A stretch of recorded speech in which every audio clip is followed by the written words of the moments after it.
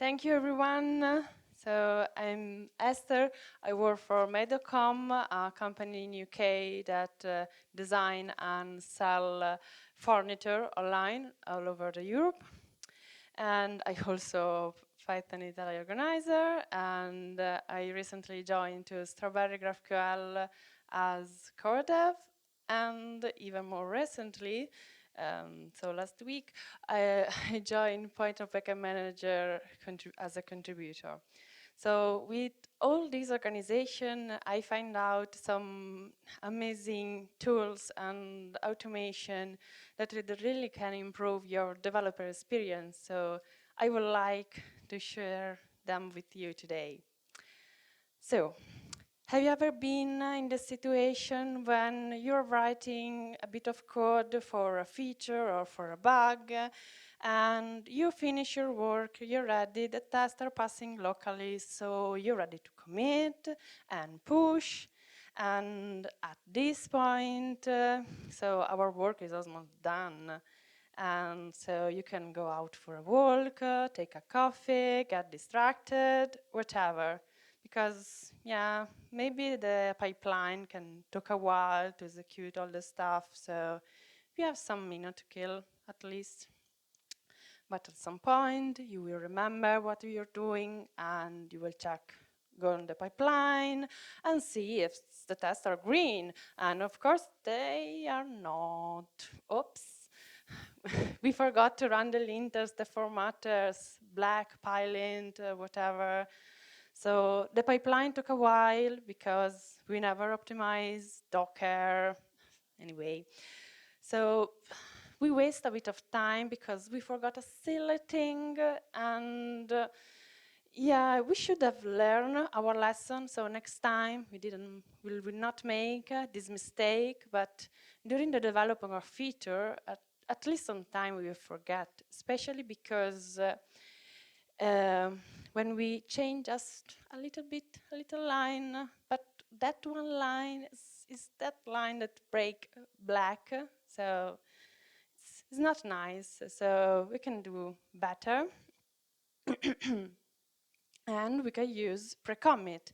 Precommit is a multi-language backend manager for Precommit hooks and run automatically the Git hooks that you configure at every commit before the commit.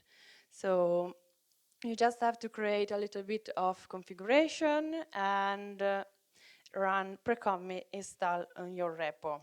So here there is a little configuration example. The file is called precommit config.yaml, and you can see this is the example that Precommit already create for you. And we have 2 hooks and we have a nice version, so everyone in your team will run the same version. That's to avoid some inconsistency between the team. So I think you should always include at least black, isort, and maybe pylint or flakate or mypy if you're interested in type annotation. But there are a lot of hooks that you can add. I think those are some of my favorite. So there is PyUpgrade to automatically upgrade your syntax to the newest version of Python to always stay up to date. And Flake Eradicate, we will notify you when you forgot some commented code, so to clean up. And the nice one, I think, is Autoflake, because Pylint only told you where the unused import is, but will not do anything for you. You have to open the file, find wherever is the import that you forgot, and remove it. So this can remove it for you automatically. So there are many hooks, and you can check online all the list because it's very long, but it's not always about code quality. There are also, like, for example, this check that you don't commit some dangerous stuff in your code because it's not the best especially because when it's commit, it will go rest there forever in your Git history. So, yeah. Okay, but this is just an example of the type of hooks that you can add to your configuration. So, what are the benefits of this tool?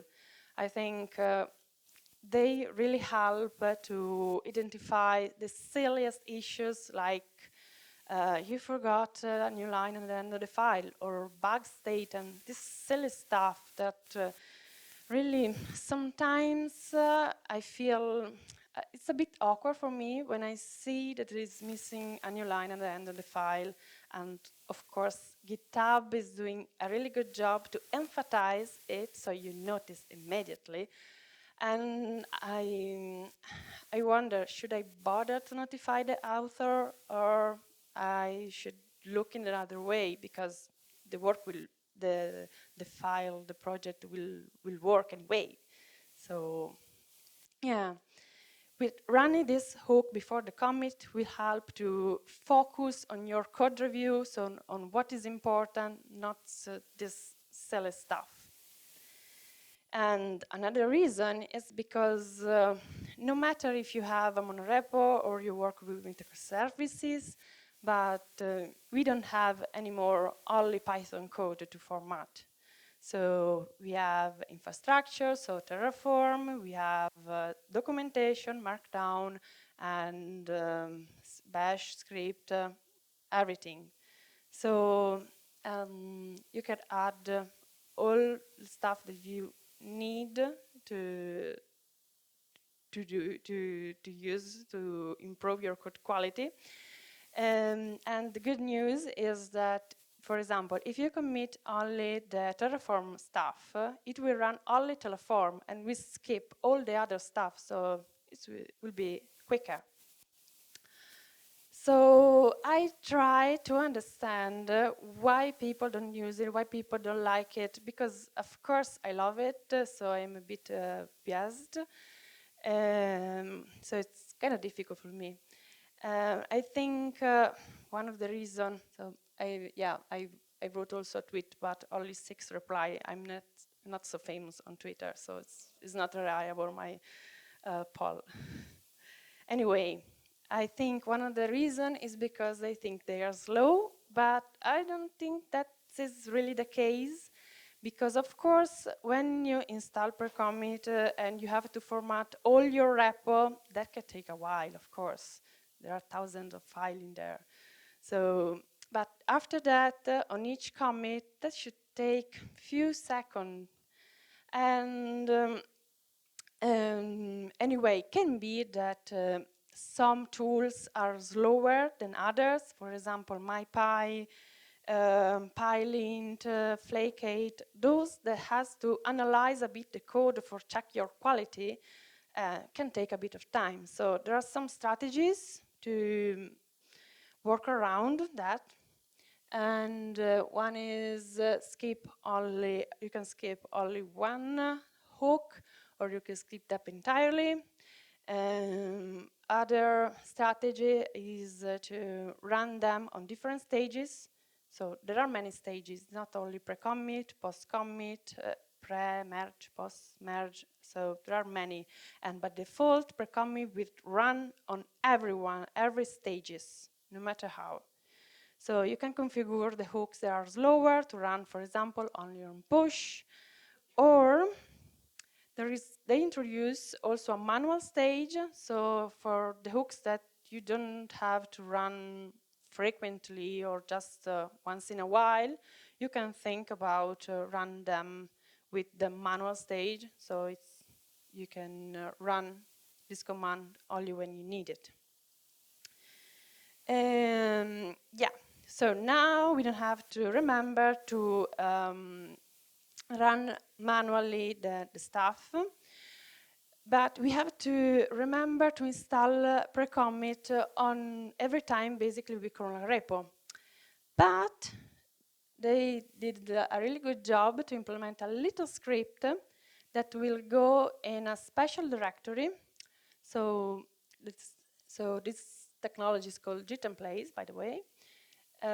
So when you clone a repo or initialize a repo, some files will be copied from a default directory that is in your environment, your local machine, and will go in the .git directory that is inside every repo. So we can add a little script that install Precommit for us on every repo that we clone, and so we don't have to remember. Of course, if the repo doesn't support Precommit, it will just print a message, and that's it.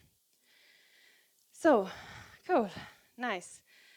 So I should mention that using Precommit or not using Precommit is a choice of the team. It's your choice. Whatever makes you more productive is okay. So you shouldn't really force your team to use it, because no, it's not polite. So, and as Raymond said, you should not fight with your computer and your stuff. So do whatever. The important thing is that the configuration is there, so when you need it, just run it once in a while, every commit as you wish.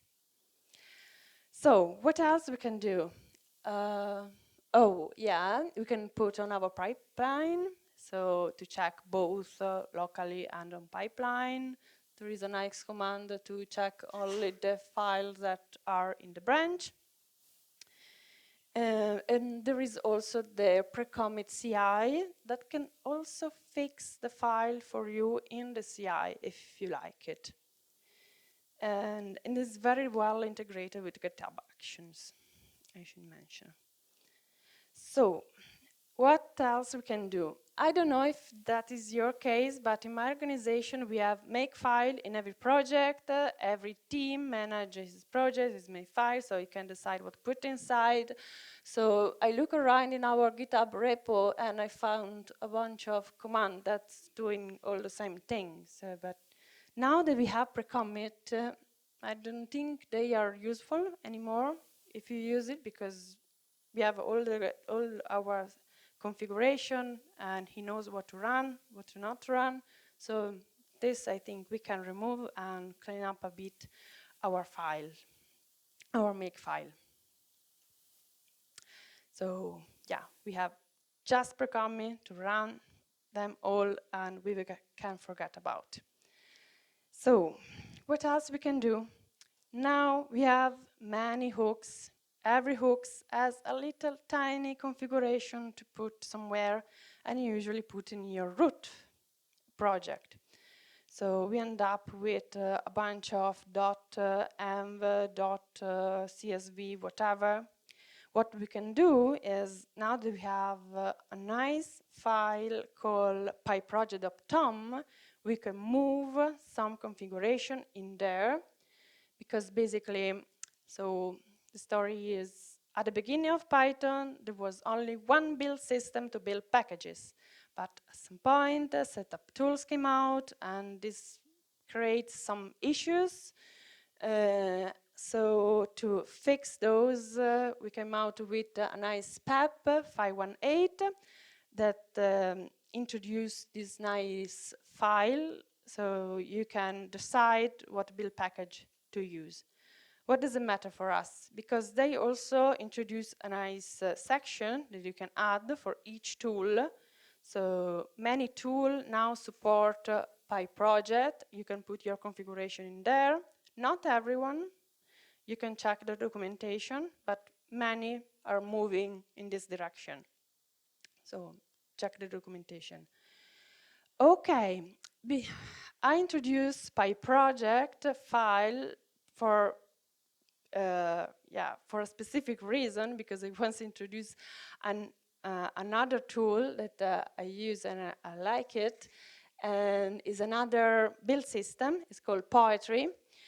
Basically, is an all-in-one tool that can manage your environment, your dependency, your package, your version. So Python doesn't have this tool built in like other languages like Go or Rust.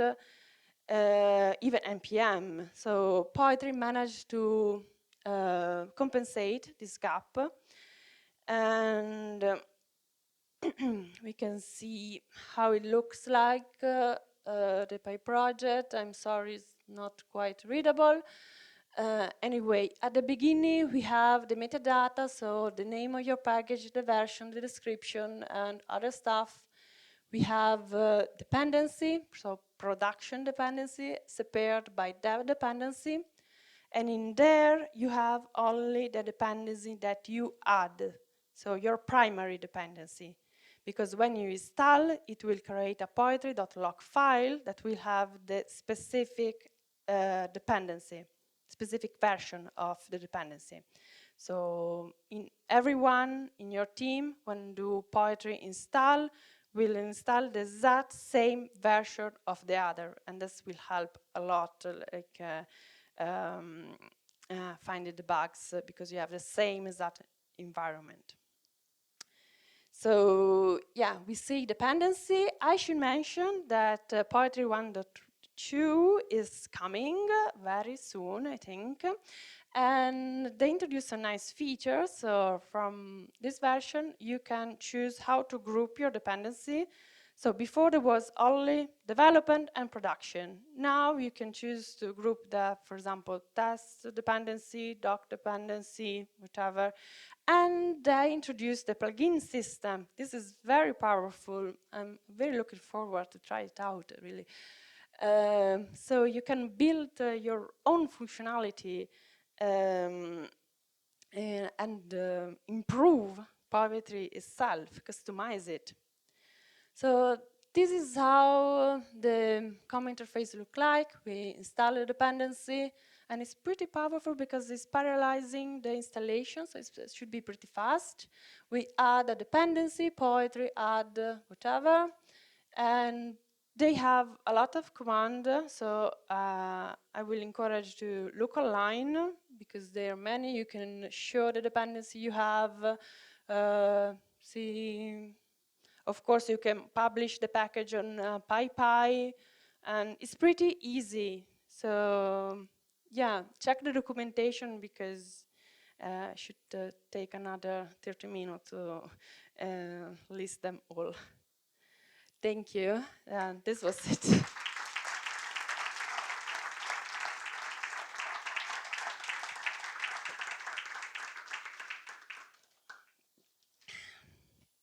Thanks a lot, Esther. That was amazing. We asked some questions, and I left my phone there. Terrible manager.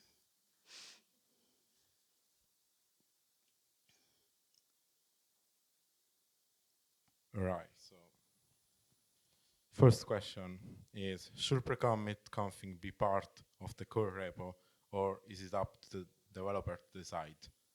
I think I always put in the core repo in the root repo because I think, I don't know, I should check if there is issues put in somewhere else. I'm not sure. But yeah, you need only for the whole repo. It will work on the whole repo, and you can decide what every hooks has. You can decide on which type of file or even the directory to exclude or include. So you can customize where the hook should, what should do in what directories. So I will encourage you to put in the root directory. I ever seen it in other places. Do you trust the tools that change the code automatically? Yeah, yeah. If there is issues, I will fix. I will find some time. Maybe initially, for example, the most common is that black is formatting and resort is complaining, or all the way around.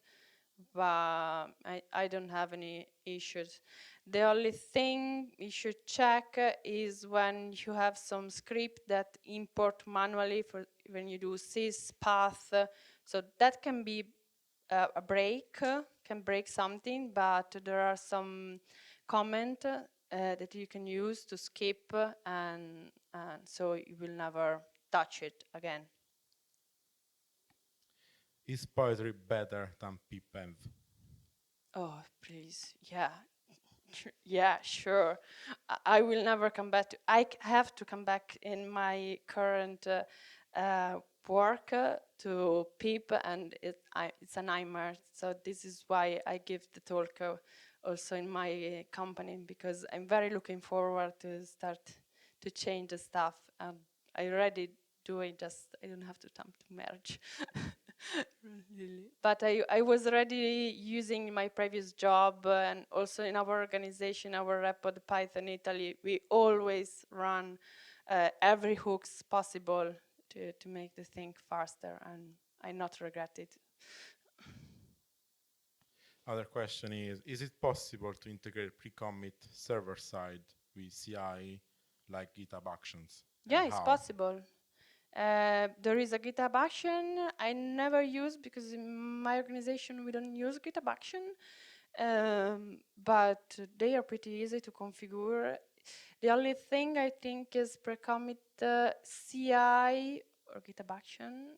If you have a public repo, it's free. If you don't have a public repo, can charge something, but you should check the pricing. This is it. We still have some time. If you have any question, ask on Slido. Other question we have is PyFlakes. Do you have any opinion about it? Can you remember what it's doing, PyFlakes? I think it's the tool that like reports like Python errors or common errors, something Yeah, like it's an alternative to Flake8 and Pylint, so choose whatever you want. Just make sure some tool will check the quality, that you don't do silly thing. If anyone has questions here in the room, I can take them. Otherwise, we can finish early, I guess. Big round of applause again for Esther. Thank you. Oh. There might be another question. What if I have to introduce pre-commit in a legacy code base? How do I do this? Yeah, it's possible. I should tell not, talk with your team and don't do how I do in my previous job. So I put Precommit and I format the development branch, and everyone was hungry with me because there were a lot of merge conflict. And after I left. So don't be rude. The only advice is run, when you install it, run, or where you change something, run all the file immediately in the same PR. So if there are issues, you should get it. Thank you. Let's check if there are more questions. It's loading. No new questions. Thanks again, Esther. That was amazing. So, bye.